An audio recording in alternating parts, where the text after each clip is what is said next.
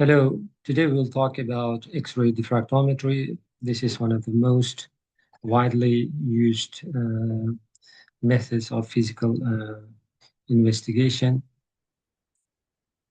I hope you will like the information given here. Okay, before entering into this topic, we are going to remember about the electromagnetic wave spectrum. So starting from the radio waves to ending in gamma waves, the wavelength might differ from meters until okay 0.0. How many? 1, 2, 3, 4, 5, 6 nanometers. So it's a long range. Uh, and the X-rays are located just before the gamma rays. We know that the radio waves are of meters wavelength, and the microwaves wavelength might differ from 10 centimeters to 0.3 millimeters. And then infrareds, okay, we know that infrared start from 750, around 750 nanometers until 0.3 millimeters. And then visible lights are located, which differ from 380 nanometers to 750, 780 nanometers. In some resources, it's written from 400 to 700. So the edging wavelength might not be seen by everyone. So based on this, okay, there is no exact boundary between them. In all cases, we can claim. So this is about from 380, 400 until 750, 780 nanometers. So the waves with the wavelength smaller than 380 nanometers are ultraviolet waves, and their wavelength might be until 10 nanometers. And the X-rays range from 0.01 nanometers to 10 nanometers, and the gamma rays are those that are with smaller 0.01 nanometer wavelength. Okay, here we can see now in this case from the left to the right. Here we can see that radio waves have this kind of, let's say, comparative wavelength that differ from 1 meter to 10 meters, and gamma waves wavelength reduces as the wavelength of the electromagnetic waves reduce. We can claim that their energy increases and their frequency increases. The frequency and energy can be okay. Uh, can be directly proportional, but this is not strict. I mean, the energy needs to be clarified. This energy means, okay, let's say the energy that can cleave the chemical bonds, or we can say destructive energy. It's not about the heat energy, because when we talk about the heat energy, that the infrared has higher heat energy compared to ultraviolet, for example, because by the effect of infrared energy, the molecules and atoms uh, try to move faster. The heat energy of the material, I mean, the temperature of the material increases. From that point of view, okay, this energy stands for, let's say, destructive energy. Okay, here we can see about the exact wavelength of the electromagnetic waves, radio waves, okay, from 1 meter, and gamma rays is until 10 to the power of minus 13 meters. Microwaves here, we can see range from zero point 0.1 meters until 0.001 meters, and infrared from 10 to the power of minus 3 until 10 to the power of minus 6 nanometers, and ultraviolet from 10 to the power of minus 7 until 10 to the power of minus 8, as indicated here. Actually, here it starts from 300 nanometers. Okay, and then X-rays. X-rays, the topic we are going to talk about is start ranges between 10 to the power of minus 8 and 10 to the power of minus 11 meters. Okay, okay, now we talked about the location of X-rays, ranges, and now we are going to talk about diffraction. What is diffraction? Diffraction is the deviation of waves from straight line propagation without any change in their energy due to an obstacle or through an aperture. um, Diffraction is the same physical effect as interference. We are going to talk about interference, but interference is typically applied to superposition of a few waves, and the term diffraction is used when many waves are superposed. The term diffraction pattern is used to refer to an image or a map of the different directions of the waves after they have been diffracted. Here we can see the diffraction of electromagnetic waves when there is an obstacle, border, okay, the dispersion, diffraction of electromagnetic waves can happen. So here we can see the deviation here. And the point we have to pay a special attention here is that the coherence of the electromagnetic waves might disappear as diffraction happens uh, when the by the deviation. Let's say here we can see that before the border, okay, they are coherent, and after the border, okay, here we can see the disappearance of coherence. This is about the diffraction of electromagnetic waves, and here we can see the diffraction in an example of ocean, the sea water. Here we can see the waves, but here some part of the wave is passing, and here we can see the deviation. So this is about the passage, deviation, straight line propagation of the electromagnetic waves and the water waves. Okay, and here we can see that some of the waves might, let's say, have this kind of small diffraction effect, and some might have large diffraction effect, as shown here. Uh, it is it can be resulted from the uh, multiple frequencies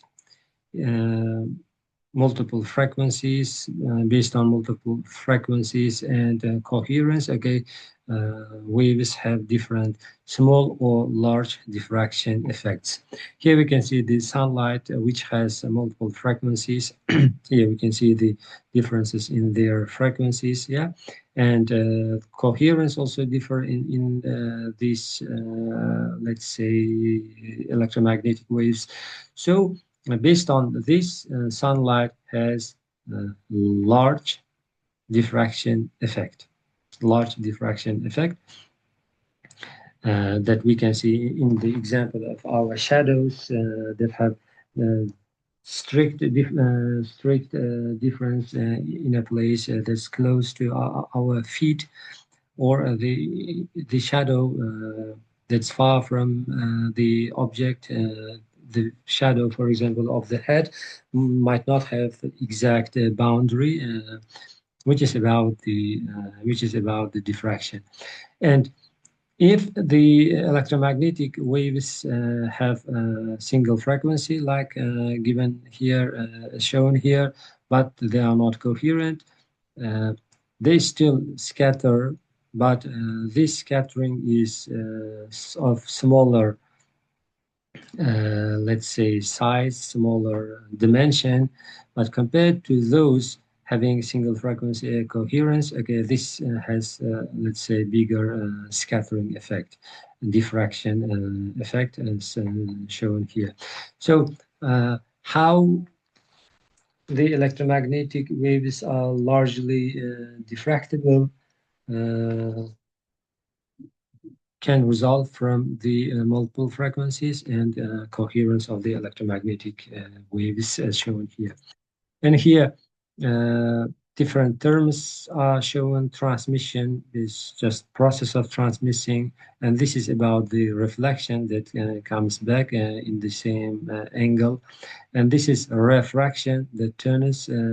This is also kind of belonging property belonging to electromagnetic waves, and this is about the diffraction that we are talking about, and this is about absorption that is absorbed by the let's say by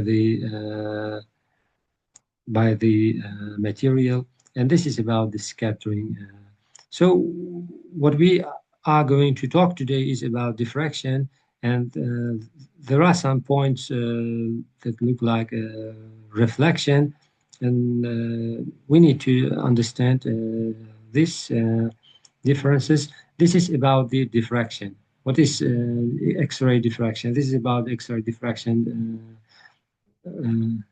of X-rays, I wanted to say, sorry. X-ray diffraction relies on the constructive interference of monochromatic X-rays in the crystalline sample. So if the X-rays are monochromatic, the X-ray used for establishing the structure are monochromatic.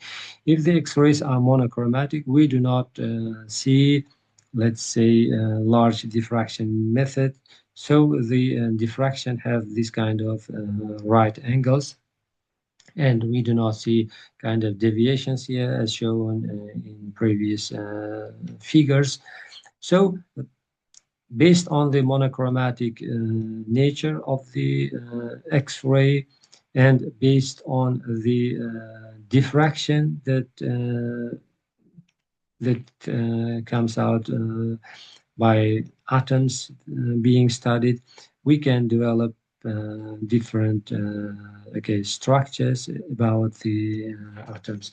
This is about the X-ray diffraction. So the diffraction for X-ray is the process which relies on the constructive interference of monochromatic X-rays. These X-rays are produced by a cathode ray tube and then filtered to generate monochromatic radiation. We are going to talk about the production of X-rays a bit later. And before that, let's talk about the interference. Okay, there are two types of interference, constructive and destructive interference. In the constructive interference, uh, two waves are added. The waves add together and they develop stronger signals resulting from high intensity peak, resulting in high intensity peak in XRD pattern. Here we can see wave 1 and wave 2. When two waves are in the same phase as shown here, their peaks meets their valleys meets as shown here, peaks meet, valleys meet. So then they develop stronger, let's say, amplitude. Their amplitude increases, but the wavelength does not change, it stays constant. So this is about the constructive interference. Uh, there is Bragg's law about the calculation of that when n, I mean the integer 1, 2, 3, 4 numbers multiplied by X-ray wavelength, it equals 2d sinus theta. D stands for distance between crystal planes, and theta stands for diffraction angle. So when this condition is satisfied, strong diffraction peak appears. Constructed interference equals visible XRD peak. Crystal planes reflect X-rays in a regular way. So this is about the constructive interference. In crystals, this happens when the path difference between wave satisfies. Okay, and this is about destructive interference. Destructive interference happens when the peak of one wave meets the valley of another wave. Here we can see peaks differ from each other. Valleys also differ from each other. So they are liable to annul each other. The waves are out of phase, so the waves cancel each other. They result weak or zero intensity as a result of their addition. This is termed destructive interference. In destructive interference, no peaks appears. The angle does not satisfy Bragg's law.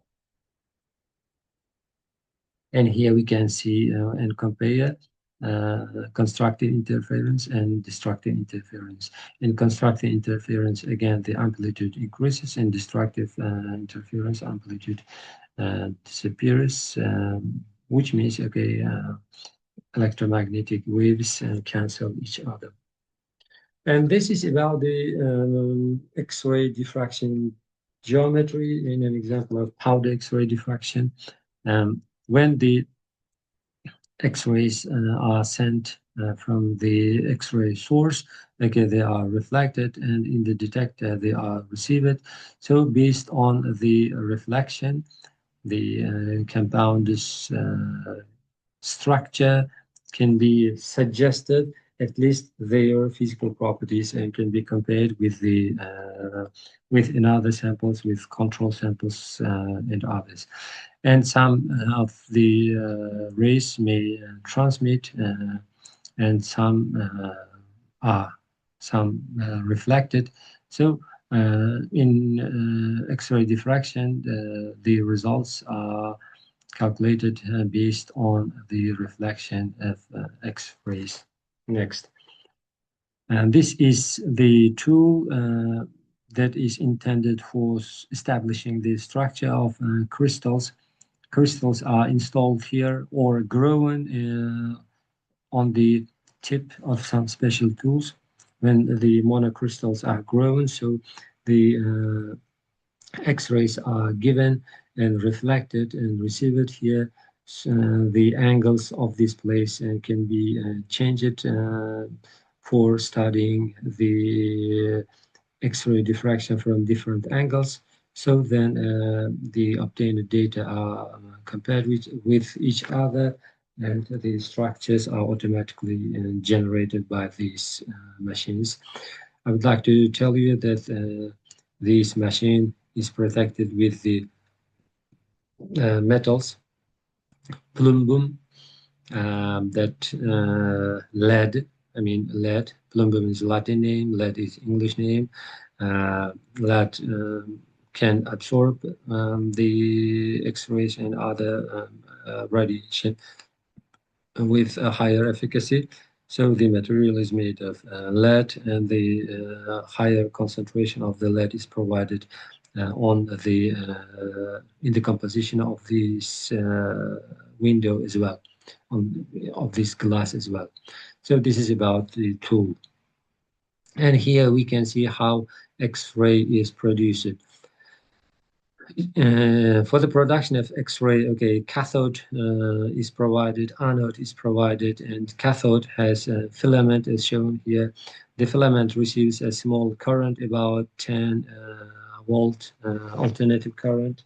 When it is heated, it emits electrons, as indicated here. This process is thermionic emission.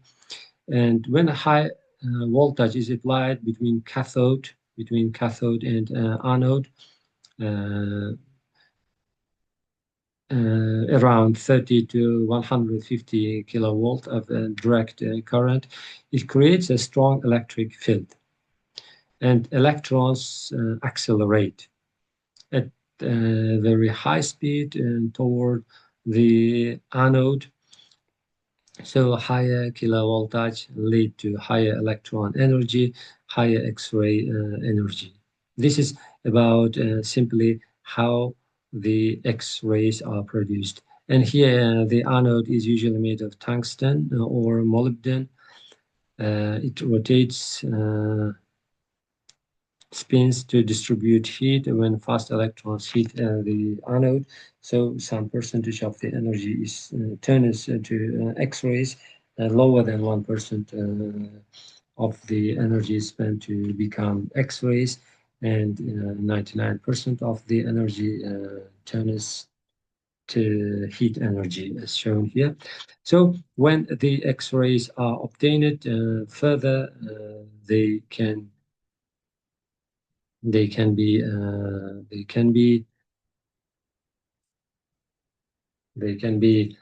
filtered, and the monochromatic X-ray is obtained for the utilization.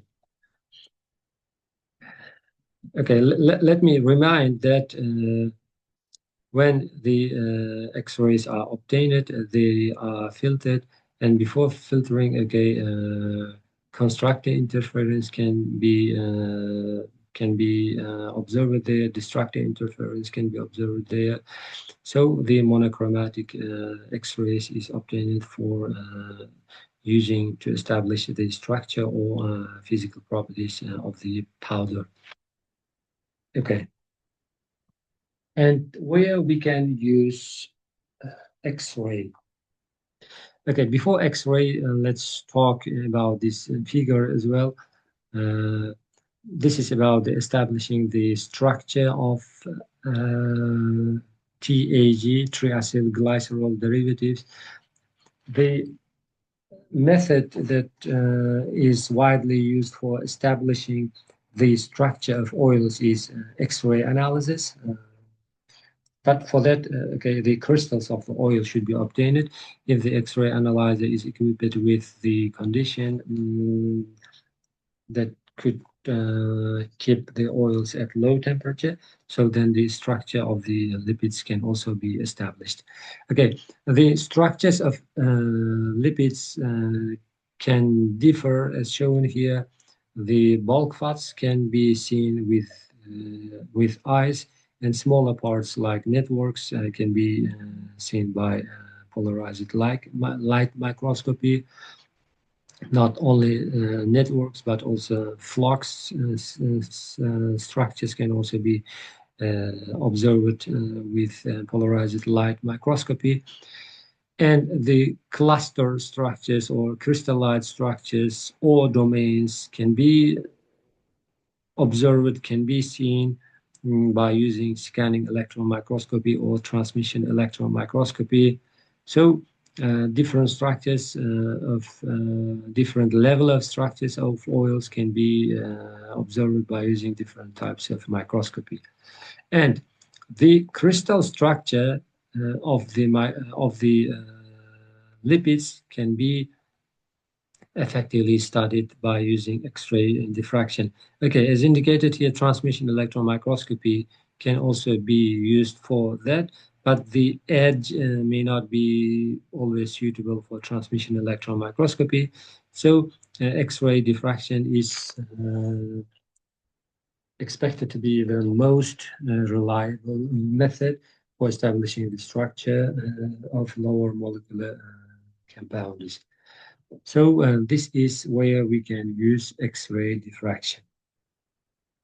And by using X-ray diffraction, actually powder X-ray diffraction, these ABE structures were analyzed, were established. ABE, the structures of ABE were established by using X-ray diffraction, and C and D were established by using the powder neutron diffraction, and F1 was studied by single crystal X-ray diffraction.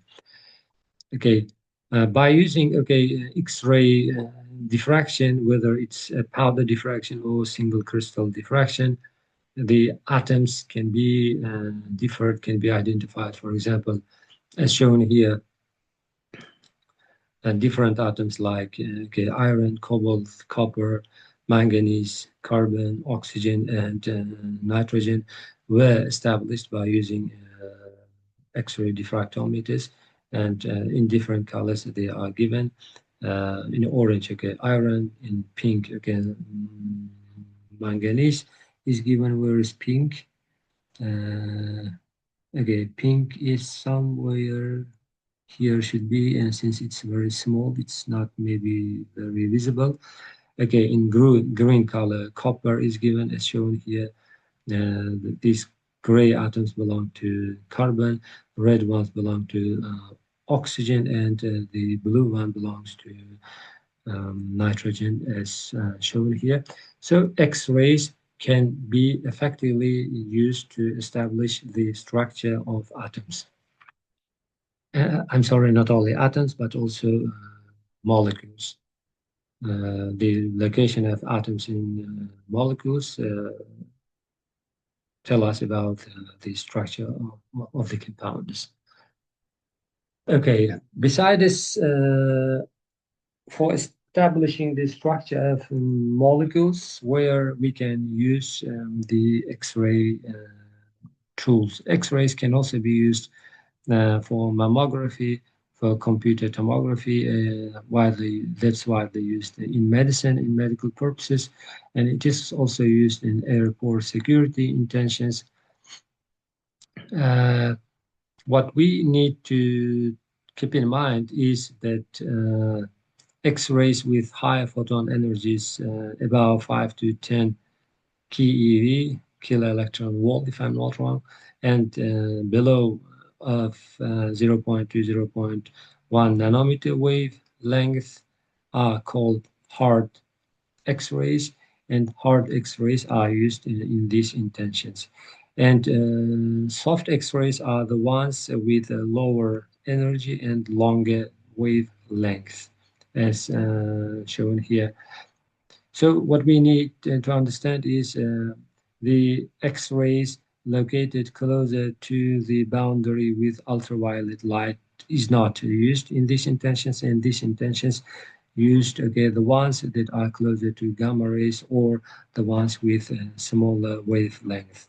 Photon energy, the energy carried by a single photon, the amount energy is directly proportional to the photon's electromagnetic frequency, and thus equivalently is inversely proportional to the wavelength that we talked about at the beginning of this presentation. As the wavelength of the electromagnetic waves get smaller, their energy is expected to be higher. Okay, and this is also kind of interesting information. Here we can find out about how much radiation can be used, can be acceptable.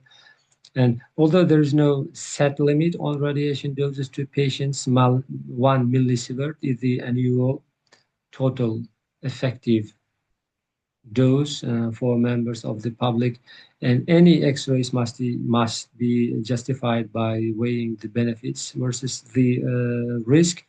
A principle is known as low as reasonably achievable guides practice. Any X-ray that has no medical purposes is inappropriate, no matter how small the doses. And For arm X-ray or chest X-ray, the radiation X-ray radiation with 0.1, 0.2 millisievert is used. For dental X-ray, okay, 0.05 millisievert is utilized, and for mammograms, 0.6 T millisievert is used, and for head computer tomography, okay, is 2 millisievert amount is used, radiation dose is used, and for chest computer tomography, 5.8 millisievert dose is used, and for the full body computer tomography, okay, 20 millisievert radiation dose is used. And what is the radiation dose for the procedure? Okay, the table lists approximate radiation doses in millisievert. For reference, 0.01 millisievert is average daily dose from natural background radiation. And again, if there is no necessity, it's better not to receive X-ray since it's very small wavelength. Might cause some effects. It might cause some effects uh, in the structures of compounds. Okay, where we can see the practical significance of the X-ray diffraction in chemistry, biology, and pharmaceutical sciences, and other branches of natural sciences. Okay, this is about an example. Here we can see that protein data bank is full of digital data about the crystal structure of compounds, I mean proteins and peptides, polypeptides, and about 250,000 structures exist here. Okay, if five or six structures belong to the same type of proteins, uh, differing by the ligands or by some, let's say, atoms, I mean, metal atoms, we can claim that the protein data bank might have 50 to 100,000 different protein structures. So all those structures were determined by using X-ray analysis. Okay, this is one of the examples about the crystal structures found in protein data bank. The protein having this kind of sequence, protein has this kind of sequence was obtained in crystal structure, and its structure was studied. Uh, what we can understand from this sequence is that this protein is a protein bacterial sodium channel 4. This protein is a transmembrane protein. This side belongs to this hydrophobic layer of the lipid bilayer. The green, I mean, dark green, light green, and pale green amino acids belongs to hydrophobic tails of amino acid residues, and these red, I mean, the brown, dark brown colors and rose colors belong to ionized amino acids or highly polar amino acids. So the data developed from the digital data given in protein data bank, we can generate different structures like that, and we can have more knowledge about the structure, about the surface, about the physical properties of higher molecular compounds like proteins. Okay, this is another example. Sorry, this is another example in which, okay, we can see the structure, surface structure of the monomeric outer membrane purine of OMPG in the open and closed conformation. This is an outer membrane protein from E. coli. You know that protein, I mean, the bacteria have inner and outer membrane.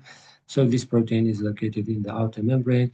This is another from another corner, and this one is taken from this side, I mean from the upside of the protein. We can see it has this kind of pore that can be opened and closed. This is the closed conformation. Uh, so the protein that has this kind of amino acid sequence has this kind of protein. Based on this data, based on the X-ray analysis data, we can find out which amino acids are located where. I mean, we can find out which amino acids are located on the surface of the protein, which are located inside the pores. So this data obtained by X-rays tells us a lot about the structures of the proteins. As I noticed it in the previous page here, these amino acids belong to hydrophobic amino acids, and based on the high ratio of the hydrophobic amino acids, we can claim that this protein is a membrane protein, which is expected to be located in the cell membrane, in the hydrophobic region of the cell membrane. And here we can more appropriately understand about the polarity, non-polarity, hydrophobicity of some amino acids. The ones like tryptophan, tyrosine, and phenylalanine that have phenyl structure, phenyl cycle, benzene cycle, have high hydrophobicity. So they are they determine the location of hydrophobic tail surface of the proteins. So these amino acids given in dark green color and light green color belong to these amino acids. By studying the developing and generating this kind of structures, you can find out which color belongs to which one. So other amino acids with higher non-polarity belong to methionine, leucine, isoleucine. So these pale green colors, as shown here, or these light uh, light green colors belong to those non-polar amino acids. And polar amino acids like arginine, lysine, aspartic acid, glutamic acid uh, are given in these rose colors or these dark brown colors.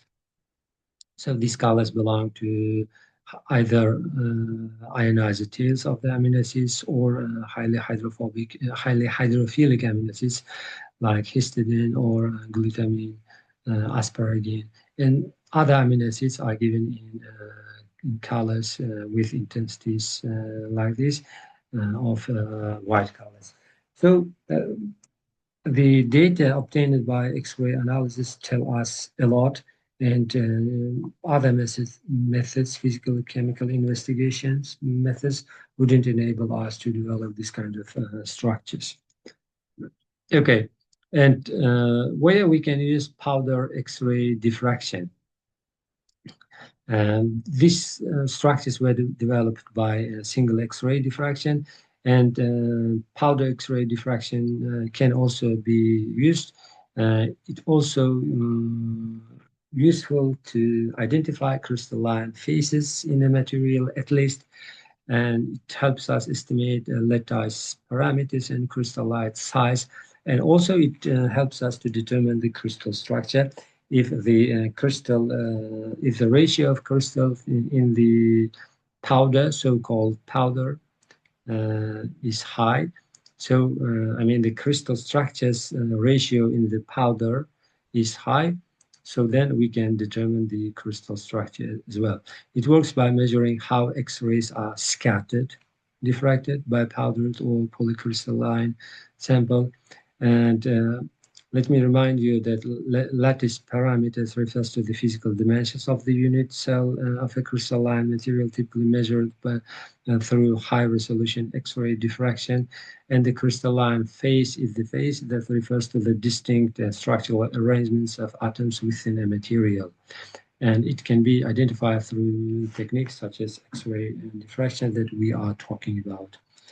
It analyzes the patterns of the diffracted X-ray to reveal the crystalline structure formed during synthesis.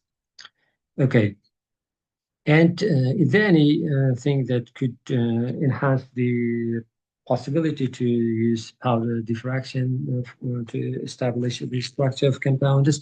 Yes, if some other applications or programs have been integrated to powder X-ray diffraction. One example is PXRD gene. Okay, the materials were taken from the Nature Con from this publication given here. Uh, by integrating some other tools like connecting to datas, online datas, or some other tools, it is possible to generate, suggest the structures of some examples. As shown here in a cycle, as shown here, it is possible to suggest the structures. The purple arrow indicates pre-training of the powder X-ray diffraction, as shown here, and the orange one blocks represent the crystal structure generation model, which uses PXRD data and composition. The green section denotes the ritual refinement model. And by using those approaches, as shown here, uh, it is possible to suggest the structures of different, let's say, different uh, polycrystal holding powders, as shown here. Since it's not very easy to grow monocrystals, by using powder diffraction, it is possible to establish the structure of polycrystal okay, powders, let's say. So by obtaining some results and comparing to some samples that were obtained earlier or given in some databases, it's possible to predict some parameters and make some conclusions based on that. And besides this, by performing the flow convolutional neural network module, it's possible to compare the one with CNN and without. So by using different approaches, it is possible to more effectively use powder diffraction method to develop the structures of compounds. And these are the structures that were obtained by using powder diffraction crystals. PX are the gene. Here we can see in the first example, okay, the compound holding zirconium, niobium, hydrogen was found to have this kind of structure. And here we can see lithium, gold, and sulfur, which can be located in the crystal frames like this. And here we can see manganese, iron, and arsenic, which can be located like this. And here we can see, here we can see another example consisting of oxygen, serum, copper, iron, and strontium. So that might be located in the crystal frames like this. So this is about how we can use X-ray diffractometry in science, in chemistry, in biology, in pharmaceutical sciences and other branches of practice. That's all. Thank you for your attention. Have a good day.